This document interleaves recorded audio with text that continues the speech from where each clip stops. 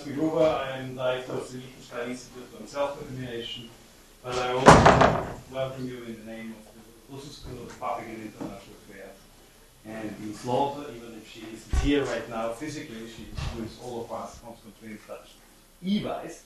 And I do so because both she and I are delighted that I can welcome this afternoon Ambassador Ziswiler, who, one says it always, but in this case it's really meaningful, is one of the preeminent, typically real Swiss diplomats. Well, here you have one. One of this kind. If you go through his curriculum vitae, you will immediately realize why I say that. And for our students and for those who are interested in mediation, negotiation, private diplomacy, from a neutral perspective, well, this is one of those eminent experts. Ziswiler is currently the Swiss ambassador, or the ambassador of the Helvetic Confederation, to Washington, D.C., and to the United States of America. He has received this Crème of the job after he served in a very distinguished career. Most importantly, 2 years as political director general for political affairs of the Swiss foreign minister. And by being so, he was a key advisor to the Swiss foreign minister.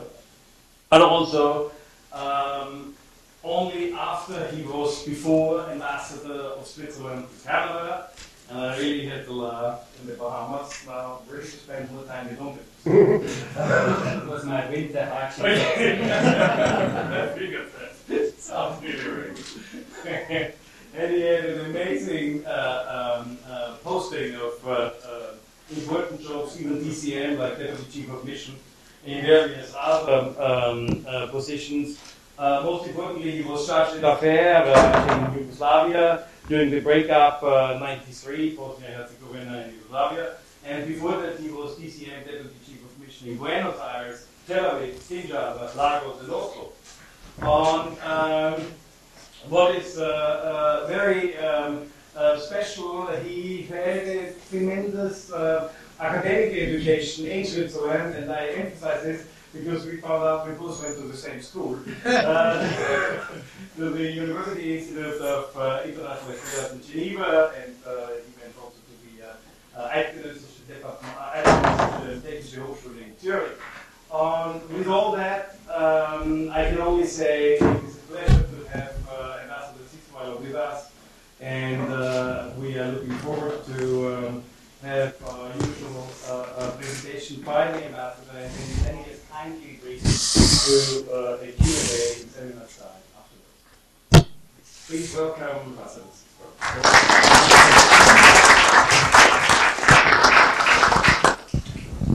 Well, thank you very much, Professor. It's of course an immense honor to give a talk at one of the most prestigious universities, Princeton, and one of the most prestigious institutes and schools, which is the Woodrow Wilson School.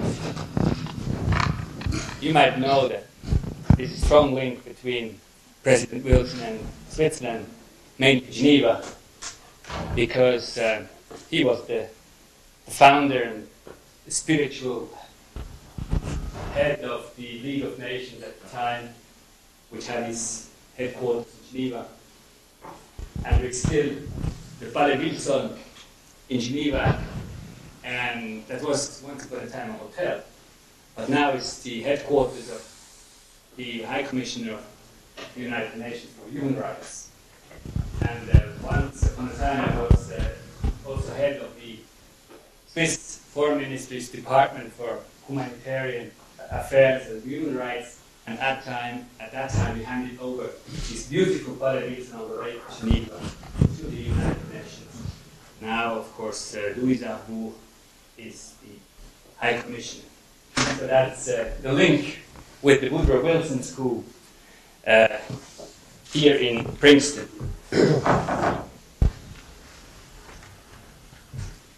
Switzerland usually is famous for Heidi and cheese and chocolate, and if you go into some novels, you might find also some Swiss banks always coming up. But it's less known, however, for its commitment to the core values of humanity. That means human rights, peace, and the protection of civilians in armed conflicts. And we are proud, of course, that Geneva is called the capital, the world capital of human rights and humanitarian affairs. And one thing in my curriculum, which is very important to me, was the 4 years I spent as a delegate to the International Committee of the Red Cross, where I spent lots of time in the Middle East and also in Uganda.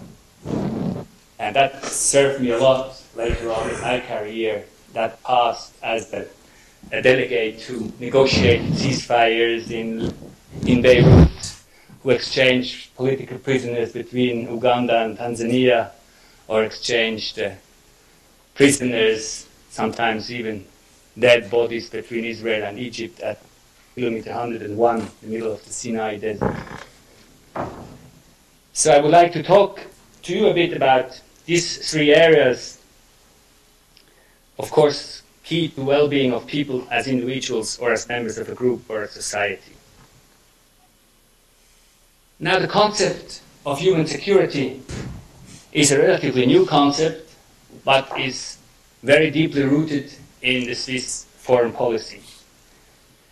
The individual human being as the central subject of universal values has become increasingly important in international relations in recent years. The concept, as I call it, of human security has proved to be a strong basis for the efforts undertaken by the international community. Human security is based on the insight that human rights are in the core of any foreign policy. It's based on the insight that human rights and the due process of law constitute compulsory requirements for peace and well-being. Human security policy responds to the change from predominantly traditional wars between states with regular armed forces to far more complex conflicts with new players and weapons which affect individual human beings, the civilian population, both to a still greater extent and with still more devastating consequences. If you take examples such as Afghanistan, the Balkan conflict, Iraq, not to mention it, Sri Lanka, and of course the Middle East. And while the primary aim of traditional security policies is to protect nations, their borders and institutions, human security policy places the protection of the individual at its center. Well, the number of armed conflicts has dropped, the number of refugees has declined, human rights violations are reported to be less frequent than in the 90s. Does this mean that the world has become more peaceful? Yes, in general terms. Looking, of course, what's going on in the Middle East, in Sri Lanka, in Colombia, in Nepal, in some countries in Africa, everybody can have some doubts if we are really living in a better world. But I come back to those examples later on. It goes without saying that we Swiss are happy about these identified positive trends. They confirm that efforts to increase human security throughout the world are having measurable effect. They also show that we are on the right track. The notion of human security is a response to the limitations of the traditional understanding of security, which, as I said, is first and foremost concerned with so-called hard state security and focus on territorial integrity and borders. Politically speaking, the concept is to be understood as a strong call for a peace dividend after the end of the Cold War. Human security should not be understood as a concept aiming to replace the traditional understanding of security. It should be seen as a complementary concept addressing issues and concerns which may not be directly addressed through instruments devised to guarantee security in the traditional sense. It is about looking at security concerns through another lens, leading to hopefully other priorities and therefore to a different allocation of resources. For instance, the focus would shift from traditional disarmament issues to small arms and anti-personnel mines, both very present in any, unfortunately, in any modern war. Issues highly relevant to the daily lives and individual security of many people. It might also mean a shift from investing in territorial defense to supporting multilateral peace operations. Let me also stress that the concept of human security is by no means intended to undermine state sovereignty. The contrary is true. Human security can only be brought about through well-functioning state structures and proper exercise by the state of its legitimate monopoly on the use of force. Still, one has to be aware that in many parts of the world, the state or regime is secured at the expense of the needs of its citizens. Sometimes the state itself even poses the most important threat to human security. What is the Swiss understanding now of human security? Whereas the Swiss Agency for Development and Cooperation promotes human security primarily through its poverty, alleviation, health and good governance programs, the political side of the ministry, because in our case the Swiss Development Agency is part of the Foreign Ministry,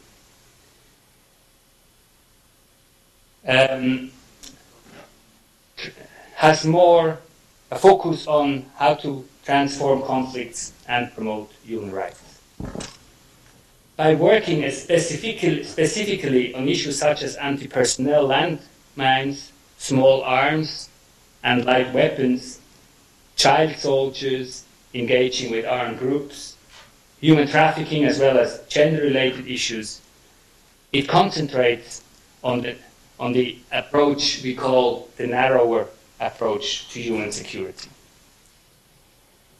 Switzerland has been a member of the Human Security Network since its start in 1998.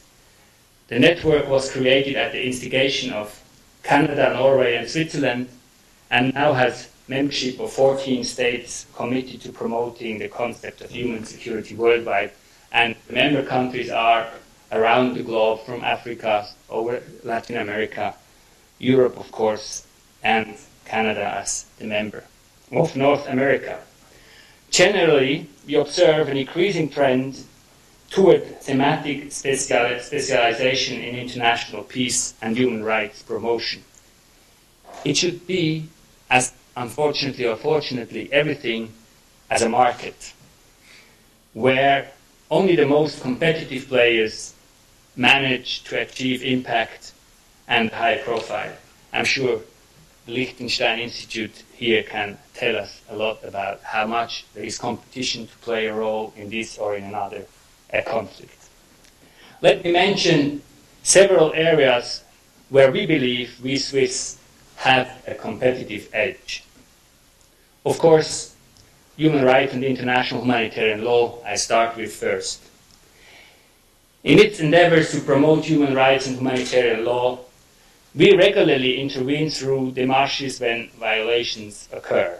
Human rights dialogues constitute an important tool for promoting human rights beyond addressing emergencies. In that framework, Switzerland conducts regular talks on human rights with China, Iran, and Vietnam. Actually, we were the first country who had a human rights dialogue with China, and that goes back to the early 90s. We noticed that almost every industrialized country started to have a human rights dialogue with China, and the Chinese started to use one against the other. So we thought, in order not to make this happen, we have to group all those countries once a year together and exchange what in their dialogue happens. The Chinese, as you could imagine, didn't like that very much, but it was very important that these human rights dialogues, not only we had, but the others have as well, went again into a more fruitful direction. We call that, this is the so-called Bern process, where all of the countries having a human rights dialogue meet at least once a year. Then Switzerland was very instrumental in the creation of the new Human Rights Council. I know, especially in the United States, this new Human Rights Council is not by everybody considered as a success. And personally, I would also say it is not the success we thought it will be.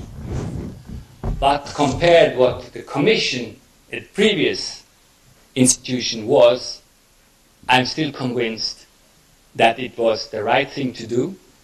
It takes some time. It was unfortunate when the new council started to meet that it was immediately a week after the Lebanon war. So, of course, it was that body who started first again as a subject with the Palestinian-Israeli-Lebanon conflict, and since there it is accused to deal only with the Middle East instead of as also dealing with Sudan and others, what they did, by the way, in the last 2 months, but not, I must personally admit, to the extent one could have expected. But the UN is always as good as its members, and you know, the United Nations is the body where all the countries are members, and therefore it's very, very complex to bring such a new institution to be an efficient body.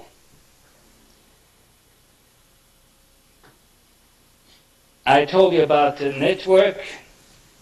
Generally, we observe an increasing trend, as I said, towards thematic specialization, and that's why we were talking about this newly invented or founded Human Rights Council. Now let me go to the next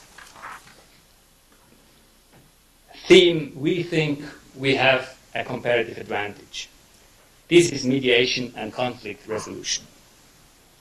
In past years, Swiss efforts in mediation and support of conflict resolution activities were quite successful in Nepal, I come back to it, Sudan, Indonesia, Uganda, Burundi, where in all cases Swiss mediators and diplomats contributed in the brokering of ceasefire and peace agreements. Overall, Switzerland was active in 18 different conflict settings, those already mentioned, but additionally Cyprus, Colombia, Middle East, Sri Lanka, Kosovo, Macedonia, and Georgia. In its mediation and facilitation efforts, we often work together with other like-minded countries, such as Norway and Canada, and I come back to it also with a lot of non-governmental organizations. In fact, we are convinced that focusing our expertise in specific areas will have more impact on the sustainability of peace agreements. Furthermore, Switzerland is directly engaged in such endeavors not only through its diplomats, but also by supporting dedicated institutes, NGOs, such as the Center for Humanitarian Dialogue, the Berkov Foundation, Conciliation Resources, and Interpeace. Let me talk about our experiences we had in Nepal. And there let me start that if you want to have a chance in any mediation, you have to have a trustful relationship with all the partners, which goes back, if possible, before the conflict started. In the case of Nepal, Switzerland was one of the first countries who directed development assistance in Nepal, and that already in the 50s. The ones of you who have been in Nepal, you saw a lot of hanging bridges. They were all built at the time by Swiss experts together with the Nepalese.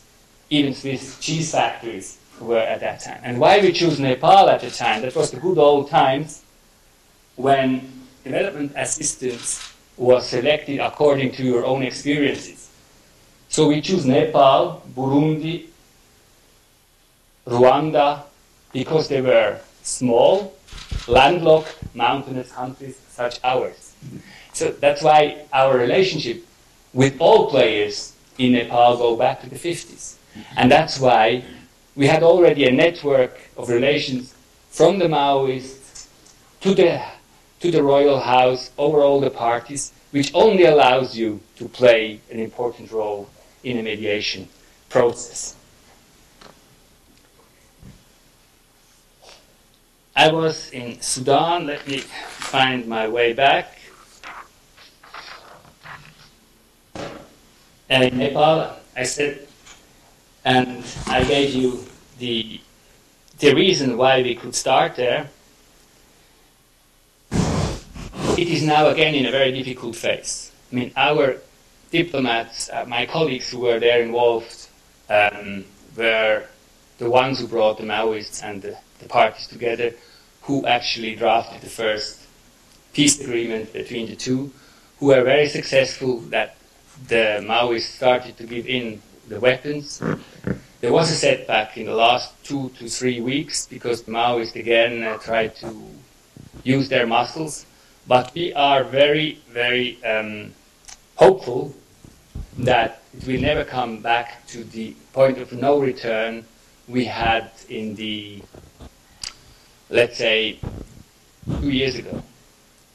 We are very hopeful that now the Maoists are not taking their arms again, that Maoists are going to be a partner in the new government, and that Nepal is going through a kind of democracy.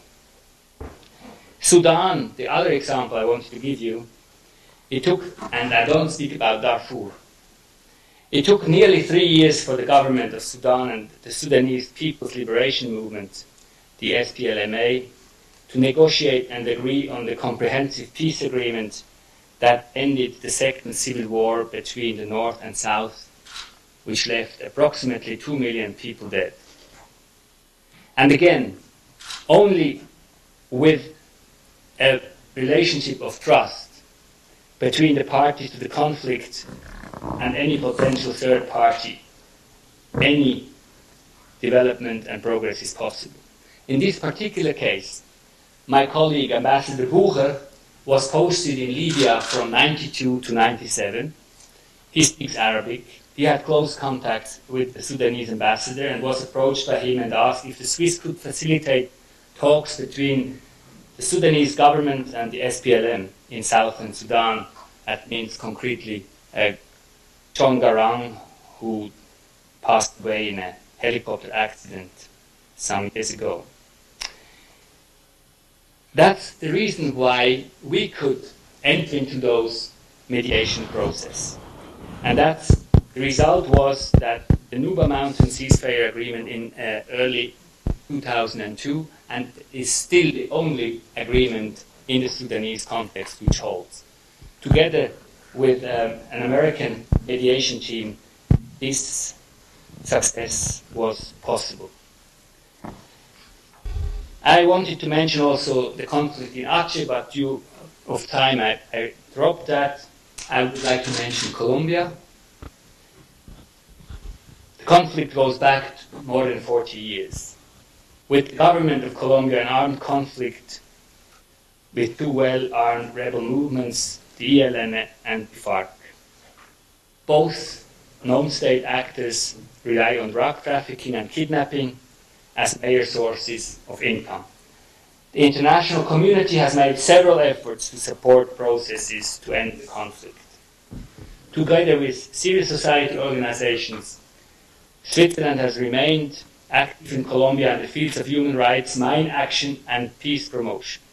And we are probably the only one who still have regular contacts with the FARC.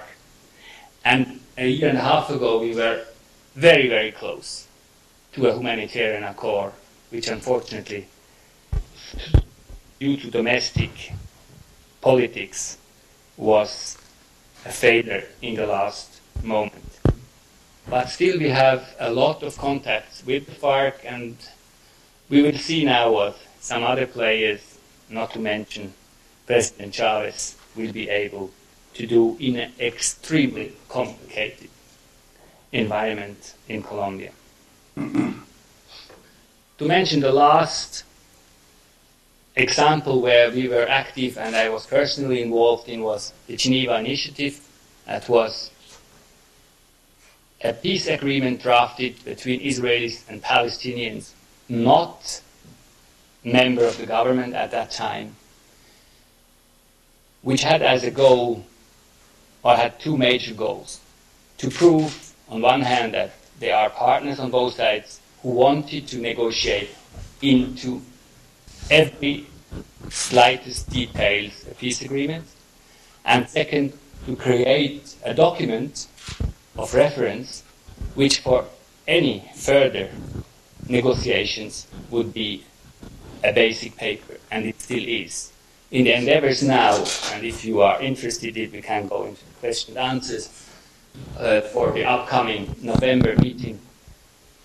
The Geneva Initiative is regularly a document which is mentioned, which is used by both sides, basically, of course, two-state solutions, Jerusalem, refugees, and settlements, which were in that paper, solutions were found into the very detail of every street in Jerusalem. Each and every settlement would have to be exchanged, and also the refugee program, the refugee question, which is in my view the most difficult question to solve in the Palestinian-Israeli conflict, also was dealt with. You might know that we have 3 protective power mandates with respect to the United States. Switzerland represents the US in Cuba. My embassy represents Cuba in the United States. And what we do, or what takes the most of my time in those mandates now, we are representing the US in Iran. This shows, in one sentence, how good, how excellent our relations with the US government are and always was. Otherwise, they would not have trusted my government to represent them both in Cuba, in Iran, where unfortunately no diplomatic relations exist between the countries. So since that time in Iran goes back to the hostage crisis of 1980, all consular matters, apart from visa transactions, are in the hands of the interest section in Iran, but each and every correspondence, each and every contact, or if a wrestling team goes to Iran, that's how we started a year ago again, sport diplomacy. That is organized through our channels. You could imagine that the arrests of American citizens in Iran, who thank God are freed again, also kept my colleagues and myself quite busy in recent weeks and months. Also to organize meetings between Ambassador Crocker and his counterpart in Baghdad went through Swiss channels. Another theme where we are thinking having a comparative advantage are constitutional issues, decentralization, and distribution of power. You know that we are organized very much the same way as the US. Actually, our constitution is a copy of the US constitution, where your Declaration of Independence, Thomas Jefferson's Declaration of Independence, was very much influenced by the Swiss Charter of 1291, who could be seen in Philadelphia last year. It traveled for the first time outside Switzerland after 700 years, and it went to Philadelphia because it was one of the key documents of influence for the Declaration of Independence. But what I wanted to say is that our state structure is very much like the US, very decentralized, a lot of competencies for the cantons or your states, and that's why when it comes to decentralization in conflict areas, and it's very often, in my view, the only possibility to find solutions, be it in Kosovo, be it in Sri Lanka, the only way to find solutions is a decentralization of power, a new distribution of power to the autonomies or whatever region you call them. It might also be the recipe for Iraq. There we definitely have something to bring in, and we did so in Kosovo, where we were very strongly involved in the drafting of the Ahtisaari paper, in Bosnia and Herzegovina, in Burundi, and already mentioned in Sudan. Another subject, I just mentioned it, is dealing with the past and transitional justice. South Africa, we were very much involved in the reconciliation politics, a policy that finally led to the peace agreement between the South African revolutionary forces and at that time South African government. Another subject we are very much involved is small arms and light weapons. Preventing the uncontrolled proliferation and misuse of small arms is one of the main challenges to human security. Responsible for immeasurable suffering, such weapons often play a major role in the escalation of conflicts. You all see all those kids with the Kalashnikov running around. Unfortunately, it's so easy. It's sometimes easier to buy a Kalashnikov than a pound of bread in some areas. And if we do not manage to control better the small arms dealers, we will never come to reasonable results in all those areas. Since 1998, we have contributed to the development of sound policies to fight the uncontrolled proliferation and misuse of small arms on the international level. Actually, a colleague of mine chaired the UN Working Group on the marking and tracing of small arms and light weapons.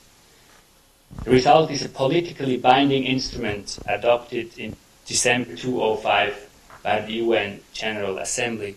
No producer of small arms anymore can go out of his factory with weapons without having a trace on it, which you can afterwards find out where this weapon comes from. And that was a very important breakthrough.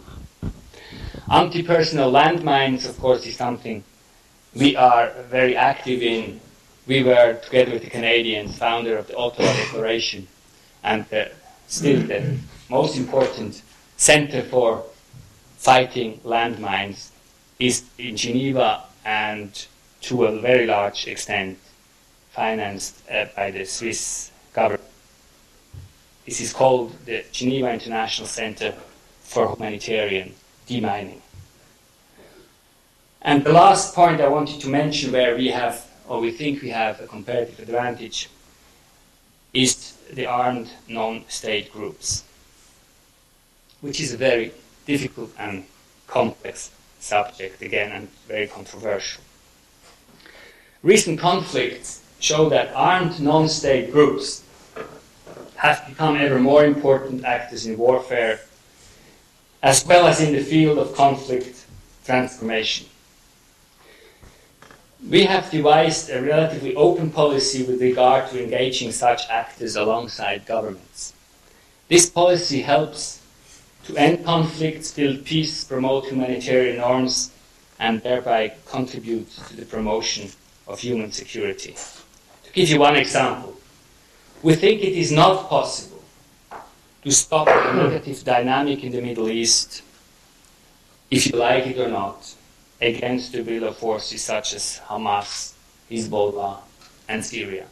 And if you read the letter just signed last week by many very important American personalities, such as Brzezinski, Lee Hamilton, and others, it's exactly what they say. You cannot think that you can make peace in the Middle East without talking to Hezbollah and Hamas and to the Syrian government. If nothing else, they have a nuisance potential, a nuisance value that can derail any positive development. It may be necessary to pressure these actors and to make it clear to them that the civilized world cannot tolerate certain behavior. But it is unlikely that this alone will bring them to adopt a constructive attitude. To put them on a terrorist list might be helpful in certain circumstances, but it will probably not solve the problem. We believe that they also must be talked to in a less menacing and less unilateral way, and we consider it our responsibility to do so. We are doing it in a very discreet manner and taking great care not to undermine the concerted actions of others. And again, their trust is a very important factor. And so far, the big players, like the US, like the Russians, like the Chinese, are tolerating us to talk to them because there might be a situation, and we had several in the past, that it is important that at least somebody keeps those channels open in case you will have to talk to them in a crucial part of a peace process. So we would, of course, be very hesitant to do such things if countries like the US or others would say, well, please stop it because it's in this phase of the situation very dangerous and would be unusable to any process ahead. In order to prevent ongoing and new conflicts, I think that Switzerland may be better placed than many others to play a bridge-building role. It will always be a firm defender of the principles of democracy and the rule of law, with particular emphasis on human rights and international humanitarian law. We have a tradition of hearing out anyone who asks to be listened to, and as a country which renounced the use of force as means of foreign policy long ago, we always try to convince rather than to coerce. It's easy to say, of course, because we would not have the means to coerce, because our army is nice to have, but probably not strong enough to make a difference in a conflict. In the end, only dialogue, this is our conviction, can produce a firm basis for peaceful coexistence between people of different convictions.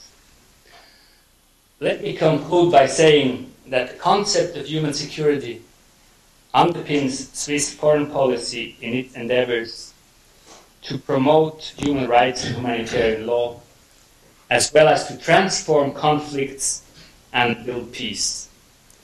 It presents challenges as much as opportunities.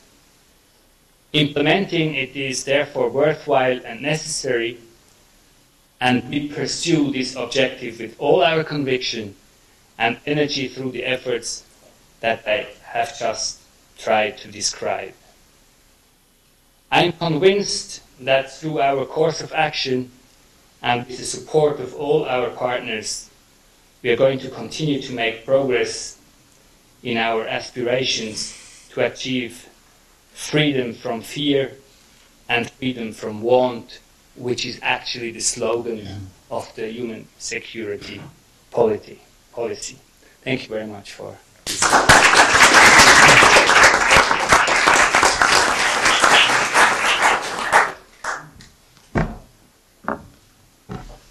Yes, please.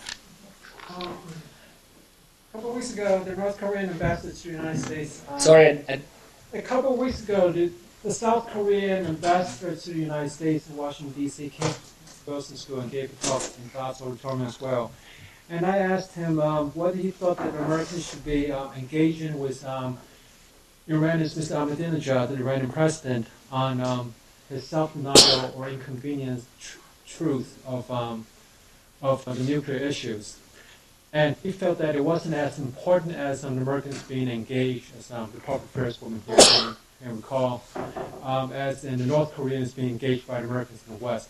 Now, my question to you in that framework was that you mentioned about Lee Hamilton and I guess the big Brzezinski, I guess you refer to him, or some other Brzezinski people about how the West and Americans need to engage the Hezbollah, Hamas, and Syria's self-denial or inconvenient truth about their involvement in the Palestinian case versus the Israeli.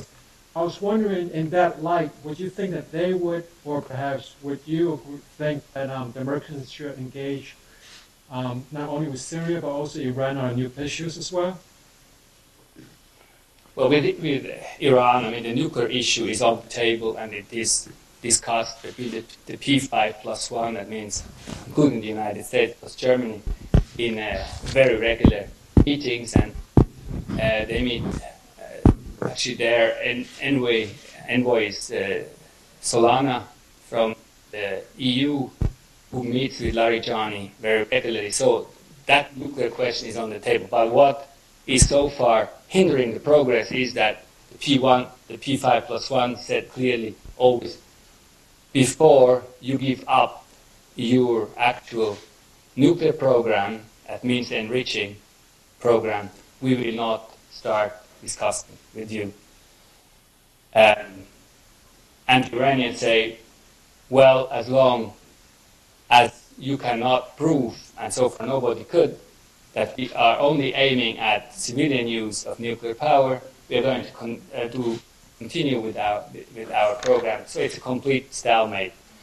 The P5+1 now try to impose stronger sanctions again.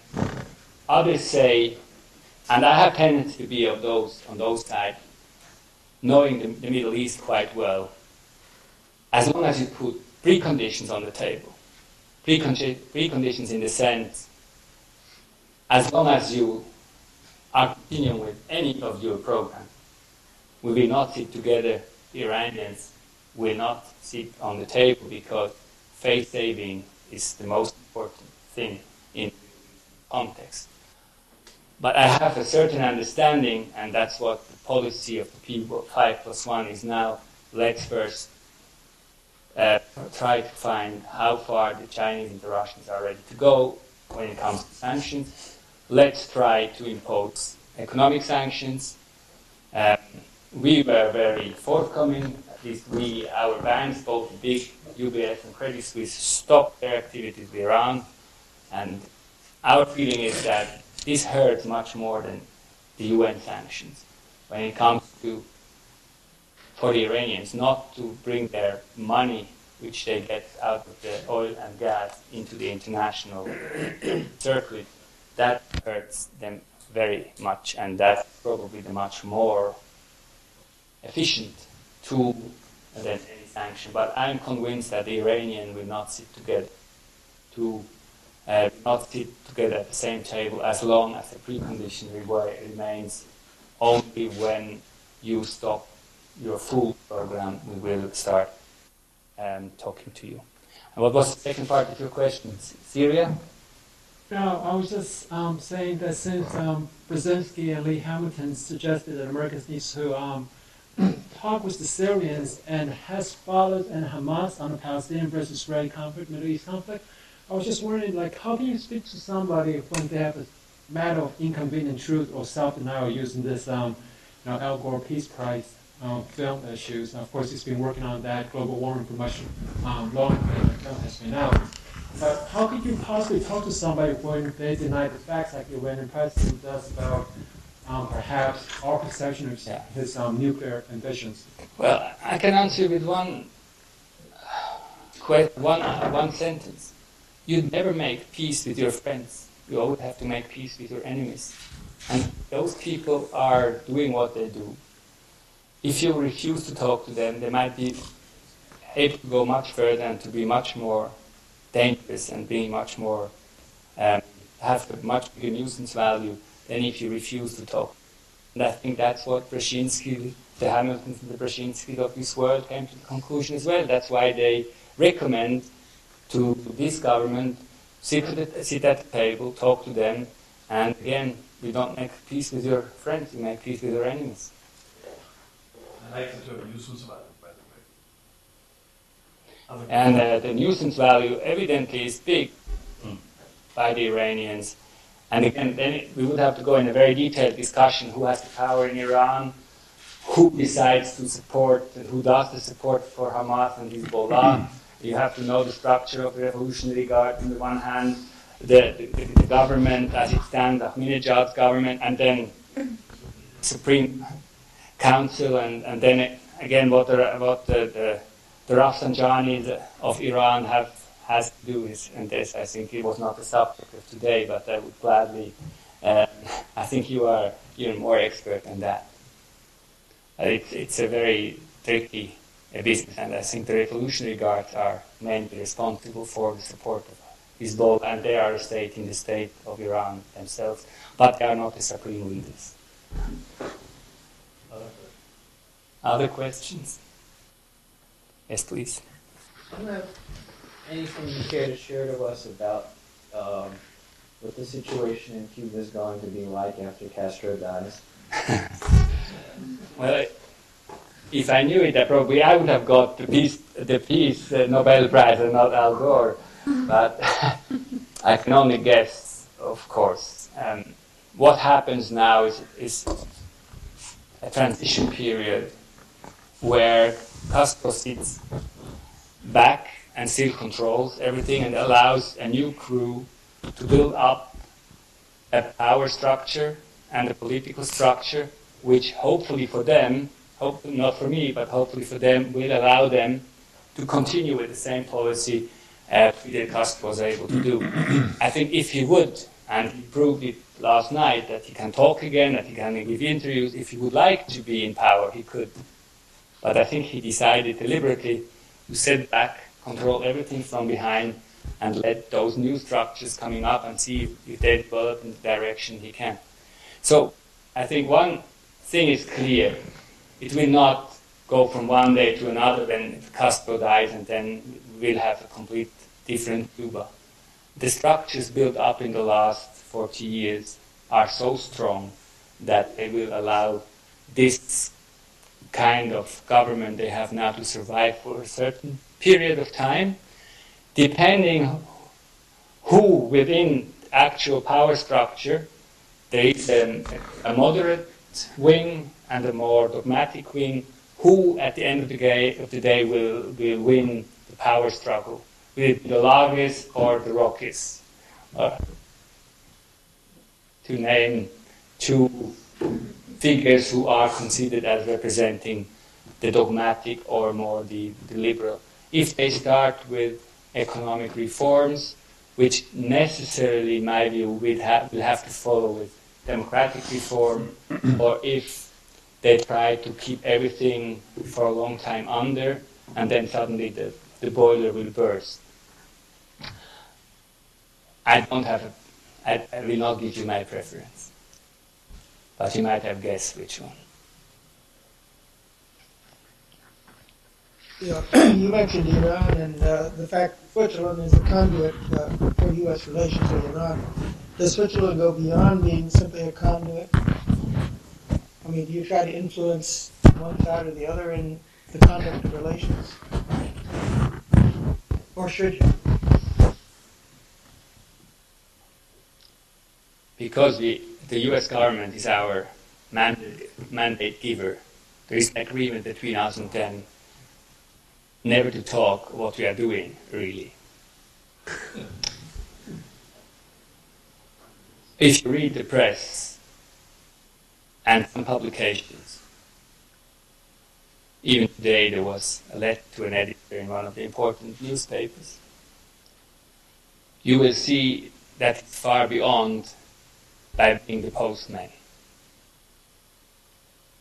Be it in consular matters, be it in try to bring people together from both sides on the sports level up to the top level. There was in the press, and that's why I can mention it, a leak with that my colleague at the time in Tehran in 2003 came up with a serious paper proposing, after having talked to the Iranians, what they would be ready to do or not to do, and handed it over to the State Department, and etc., etc. So I cannot comment if this is true, if this is not true. I just quote you that this was in the newspaper, and therefore it's public. But you can maybe deduct from that we were or are still involved in quite a bit of things going on between the US and Iran, and what is also going on in the nuclear discussion. Let me quickly follow this and take the prerogative of the chair here and ask a question which befits the Wilsonian tradition in diplomacy and your professional career. You gave an amazing catalogue of success stories of private diplomacy. In many ways, it seems to those of us who work in diplomacy and teach it that if one looks for a great power in the conduct of diplomacy, look at the small state Switzerland. So this, of course, begs the question right away, why? Because there are many other small states who try the same thing. What would you say are the quintessential elements which permit Switzerland, and have permitted the country, really post-1815 onwards, with certain up and downs, to be that mediator, to have diplomats or business persons or military who operate in otherwise quite unfriendly regions and places, and who are considered trustworthy enough, as you rightly say, that they are much more than postmen or women. I only would like to take issue with one issue where you said that Switzerland has no force. Anybody who lived the technology transfer crisis in the United States, like I did with your colleague then, realized that this small country, when an UBS or an SBS or any of the chemical giants of Switzerland, where most of us, when they go home and take their medication, may have a product of them somewhere close. When they roar, this is not a mouse, this is a lion.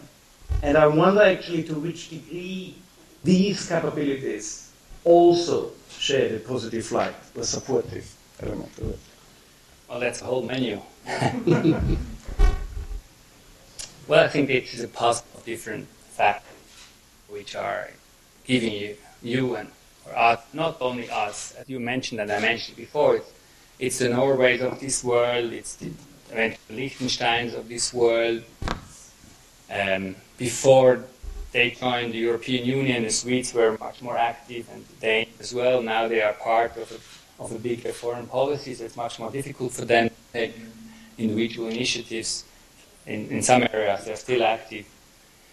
I think in our case, the fact that we had no colony We never were involved in colonial warfare. I mean, we have no colonial past.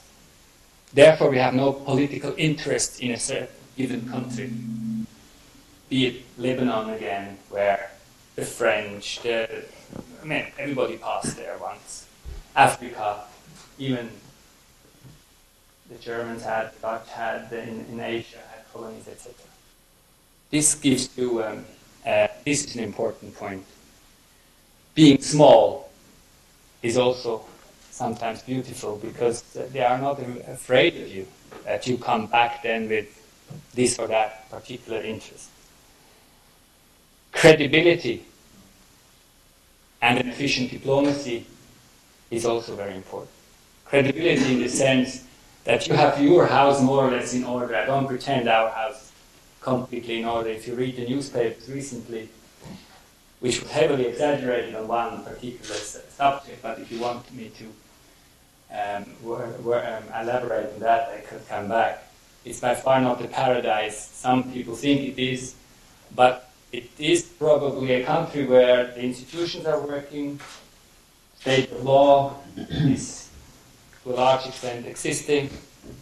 We have a very kind of strange government, where even in the government the president has no power, because it's a rotating presidency. Every year the president rotates, and this at the same time one of the 7 ministers, and these 7 ministers are elected every 4 years by parliament, and every law who passed parliament can with 50,000 signatures with a referendum put before the people, and with 100,000 signatures you can provoke constitutional change. That goes very far. It comes into your mind, I don't want the Swiss army anymore. If you find 100,000 signatures and you draft a constitutional article, say, from now on Switzerland does not have an army, you have a referendum, and that happened. And 1/3 of the Swiss says, I agree, we shouldn't have an army. Now the ones who are peaceniks would say, well, unfortunately 15% missing, and the others said, well, Switzerland does not only have an army, it is an army, because Swiss army has a long tradition from the night, many others. So this kind of country is credible and has, for many countries who are in trouble now, a kind of an example, Wirkung, I would say, impact. Yes, because, as I said in my talk, many of those countries now in conflict are actually countries who were drawn by the colonial powers through languages, through complete different tribes, and suddenly they should stay together and have a government. So probably the only way that they keep together is to have a decentralized government, and have different languages working and living together.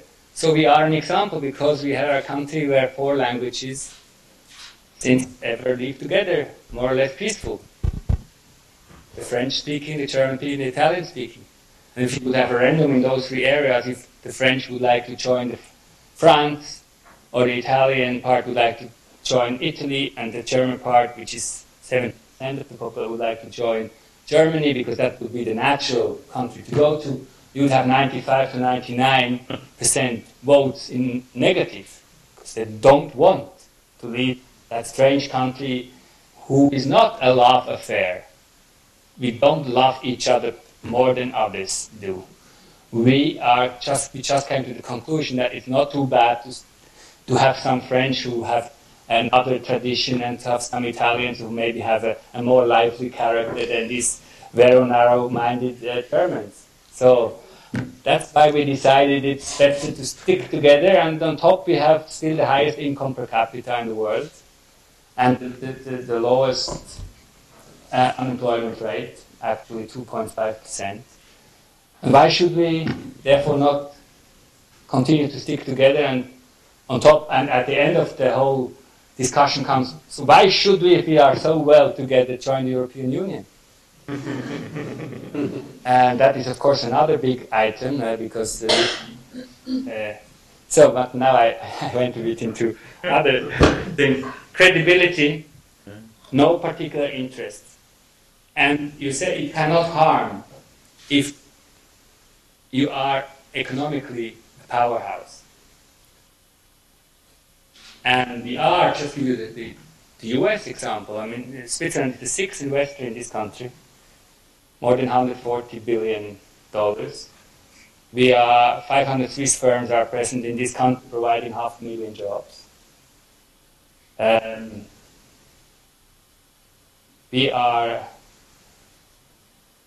I think, the 12th trade partner of the US. On the other hand, the US firms, US is the biggest investor in Switzerland, by far the biggest investor. We have 650 US firms active in Switzerland, many of them having their European headquarters there.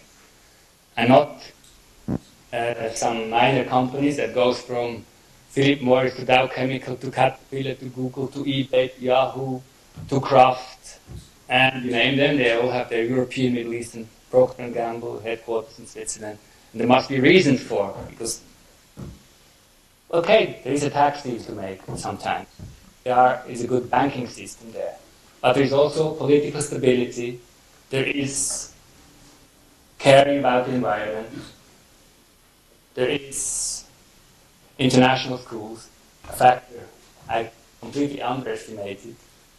And recent inquiry showed that it's very important that you have a good educational system, otherwise these expats don't come. And then they want to have good school. And we are not in the European Union, that might help as well. And the labor market is much more liberal than the French and the German. So a lot of factors are attracting companies, as a lot of factors are attracting Switzerland as being a mediator in international conflict.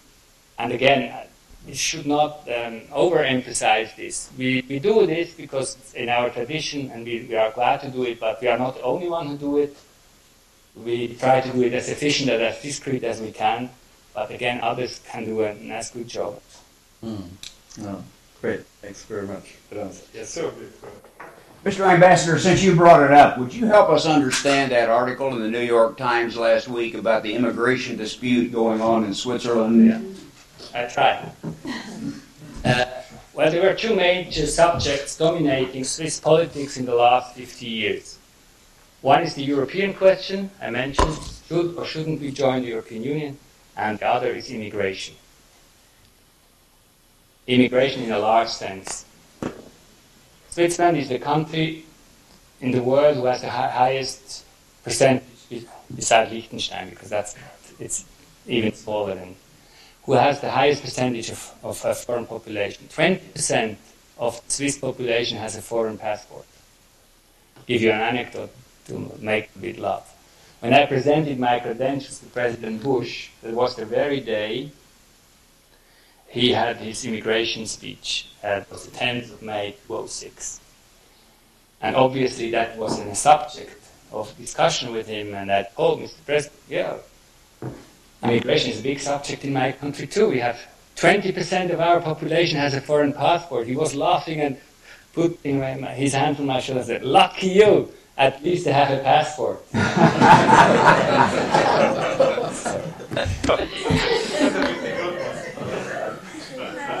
Anecdote apart,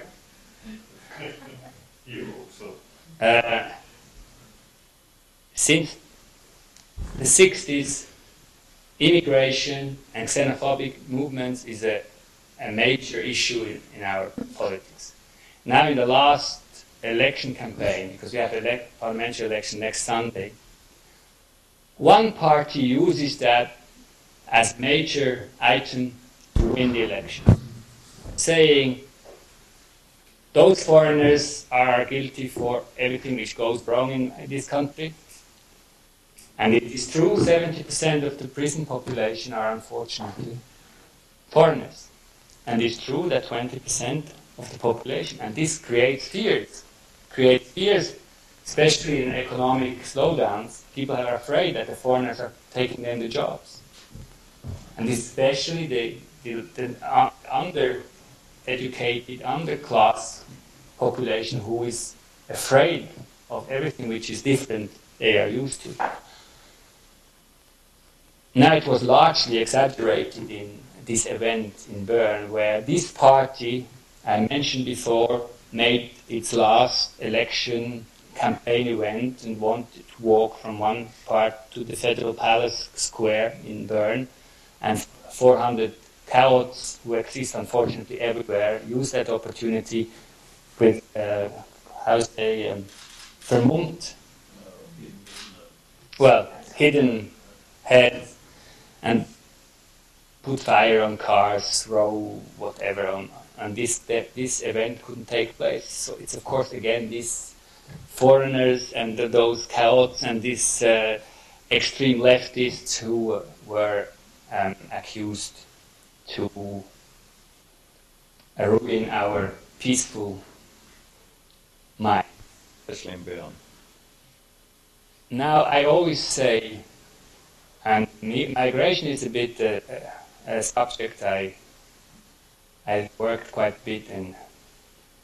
When I start the migration talk, Switzerland would look completely different without migration. The problem is that people have a very short memory. Even the watches, well, yeah, Swiss watches were brought by refugees to Switzerland, were Huguenots from France. The textile machine industry, which was till recently one of the pillars of our industry, were brought in by religious refugees from Italy, the Pestalozzi's and the Aurelius.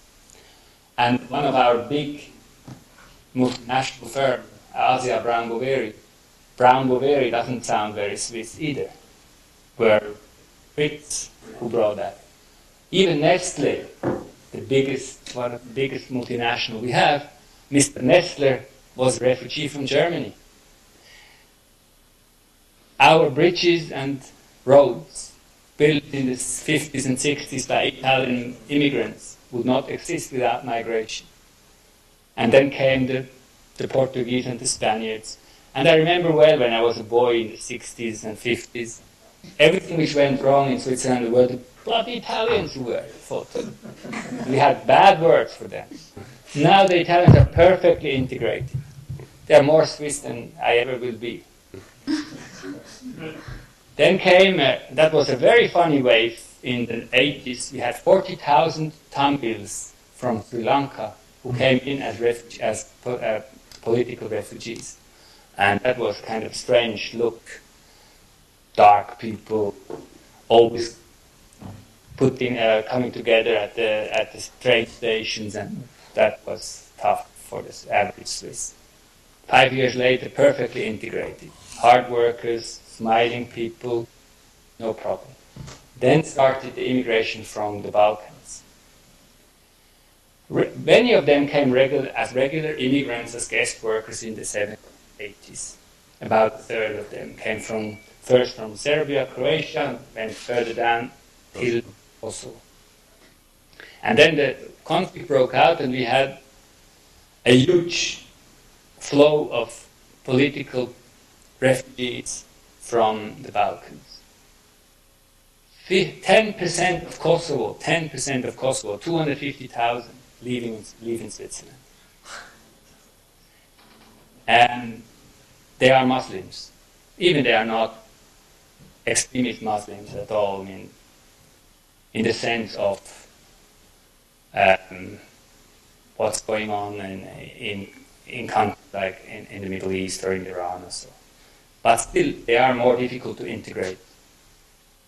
But I'm convinced in 10 years, the second generation will be perfectly integrated. We did, and that I'm convinced, a much better job when it comes to integrate foreigners than the French in particular did. Again, because we have no colonial past, they had to accept a lot of foreigners from their former colonies. We called them in to work. And sometimes bluntly I say to Swiss auditoriums, you called them in as workers and you were surprised that human beings arrived. With the families back home and etc. And after maybe 2-3 years they are fed up to come only for 6 months to work and leave their family back home. So we had to change our laws and they are able to bring their families. They don't speak the language first, and it takes 1-2 Maybe in the case of Kosovo it takes 2 generations, and I'm sure we'll be able to do so, because migration and immigration, whom I tell it in this country, is key of progress for all industrialized societies. Sometimes now I really go into a direction I probably shouldn't.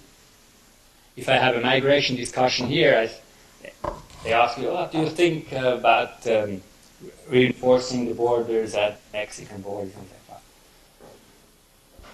You can build 100 meters high fences as long as you have on one side an income per capita per day of $8, and on the other side an income per hour per capita. They will find a way to come in. So this is not a solution. And Middle East walls and Berlin walls and every walls in this world so far in recent history show that construction of walls and fences probably are not the solutions, but this was just a bracket. Because you asked me about migration. Yes, it is a problem in Switzerland. There are xenophobics. And another thing I wanted to tell you, unfortunately, each and every industrialized society in Europe has a potential to up to 30% of electorate to vote for this kind of parties. Le Pen, Haider, Glistrup, Karli Hagen in Norway, Glistrup in Denmark, the Flamske Bloc in Belgium, Haider in Austria, not to quote Fini in Italy, can go through. And the NDP in Germany and others, it went from 5 to 30%, according to the economics conjuncture, it goes up to 30%. Thanks God, nowhere it led to a majority government so far. And I'm very convinced that in Switzerland, first, they are not fascists, this party, not at all.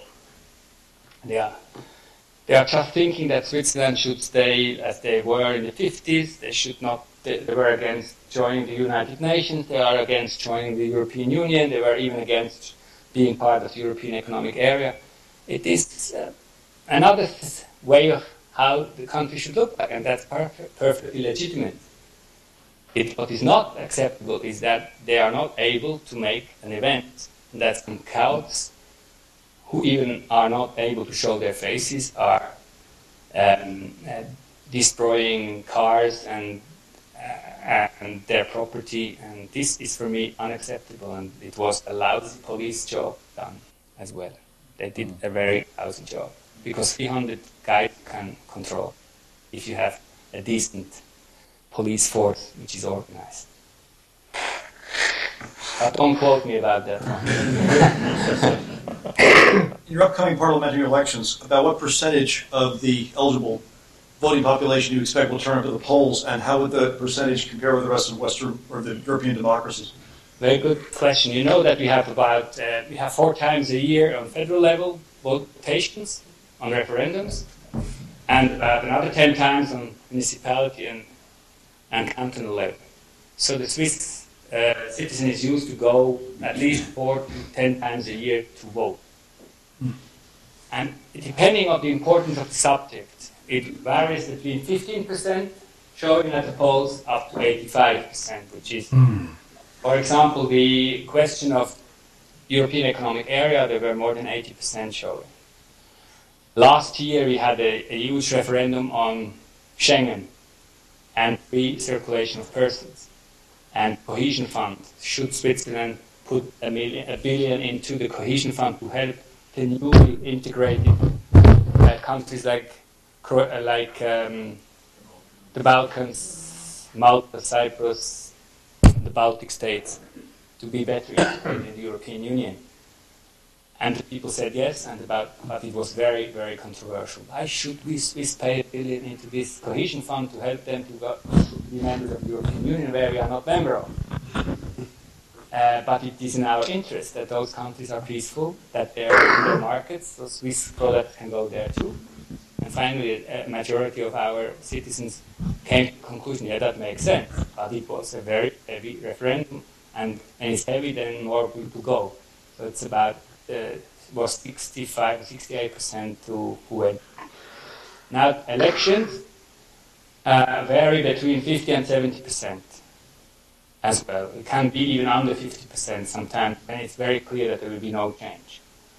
And again, why is that? You might be surprised that why they don't go more.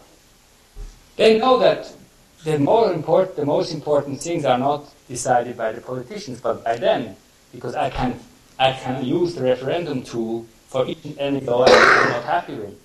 And if I want to change the constitution, I have 500,000 co-signatures, I can provoke a referendum on each and any constitutional article. And I would say, well, that's great, and it's direct democracy. It's true, but be aware, this system goes back 700 years, at least the last 100 years, it grows slowly up to that. You cannot not an export article. Parts of it you can export. How to decentralize, how to make municipalities stronger. But I'm always saying these things are not export articles. Systems cannot be taken and transplanted to another place. And I don't go further in that discussion. This is really brilliant. But we can't really release you without asking you, when is Switzerland becoming a member of the European Union? Well, I'm afraid that for the next 10 years it will not be the case. In the 90s, we had at least a 50-50 situation between the ones who were ready to go to the European Union and the others. The European Economic Area referendum was 49.7 against 50.3%. So that showed. The French part was always clearly pro-European. In the last 5 years, that changed radically. That even now polls show in the French part, and my student who is here from the French part might confirm that. Also now in the French part, 65% are not willing now to join the European Union. A major influence came from the fact that the constitutional discussion in the European Union with the referendums in France and Holland showed the ugly face to the Swiss of the European Union, and that influenced strongly, especially in the French case, the French part of Switzerland, which is now also on the negative side. For me, nevertheless, it's a question of time. I would have preferred that Switzerland joins the European Union, this would be my personal view, out of a position of strength, than to join the European Union when we have to, because we are economically forced to do so. Don't forget that we are surrounded by European Union countries, and sometimes when people ask me, you are a landlocked country, I said, it's absolutely wrong. No, we are not landlocked, we are surrounded by the biggest sea, the EC. So we are sharing the culture, the language, the history. It's by far our most important economic partner. More than 78% of our imports coming from the European Union. More than 60% of our exports go there. We were just lucky to have been able to negotiate, and I take part on our diplomacy because we are good negotiators. We have the densest network of bilateral agreements with the European Union. But there again, it's not only because we are good negotiators, but because we are strong. We are, for the European Union, more important trade partner than Japan. Switzerland is the second biggest trade partner of the European Union after the United States, as a single country. And this is a country with 7.5 million inhabitants. So we had good negotiating power. So we would like to have a free trade agreement with you, we would like to have an agreement on free circulation of persons, we would like to be part of Schengen, because it was in both interests, etc., etc. In one sentence, Norway and Switzerland are the only countries in Europe who can afford the luxury not to be members of, because we are strong enough not to be. But that might change, and then I would regret not having done it before our position of strength. Because sometimes you have even a law in Parliament. Each and every law passes Parliament has first to be checked if it's complementary, if it's compatible with European legislation. And that is sometimes not very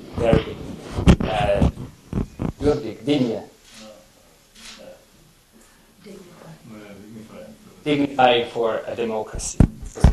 Many things are decided, even if you want it or not, in Brussels, because we just take it over. We call it autonome Nachvollzug. Autonomous. Well, basically, to follow autonomously the rules and regulations. Good that you don't know the word either. So, thank you very much.